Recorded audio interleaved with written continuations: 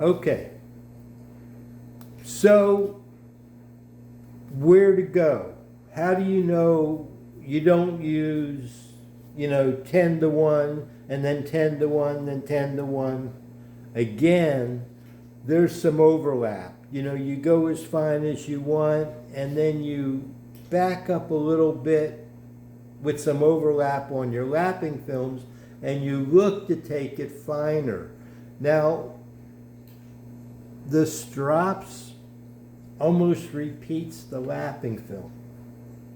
And that's because the strops now is a whole different animal. It is a compressible medium and you're applying the same diamonds, the same particle size described by microns, generally not grits, and you're applying it with either a suspension or an emulsion or a paste or a cream or however you choose to do it, a rouge on the leather, and you're using that to strop.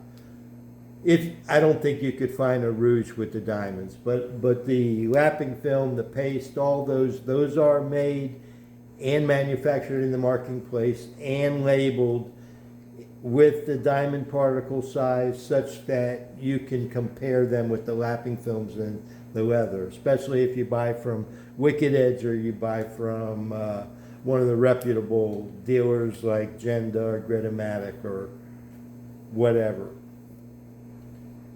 So, I take the diamond lapping film, I took it as fine as I can. The stropping, I don't go overboard coarse with a high particle size. In other words, what do we have for strop? 5, 3.5, 4, 2. I don't go too much more coarse than a 5 or a 4 micron, and I work down from that. But the 4 micron may be very coarse compared to the diamond lapping film. So for the stropping, my back step, my overlap with a coarser particle size is more than the diamonds to the lapping film. That overlap with the lapping film is just maybe a grit or 2 back, not 5 or 6 grits. With the diamond lapping films, it's different because it's a burnishing, polishing. And you're not leaning so hard and you're not... See, the scratches...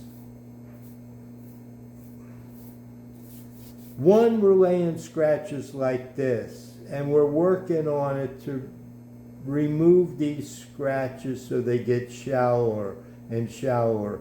And then we get to a point that we're just making the whole surface level with the same grit.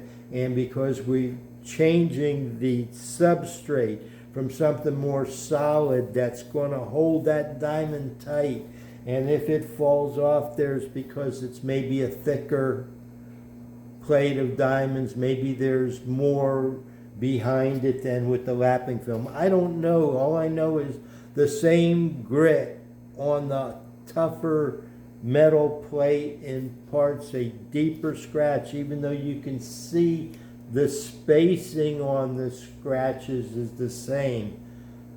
And the depth of the scratches is made by a particle described as the same size. But we're not, measuring how deep they go. That's got some give. This is solid hard, so it digs deep.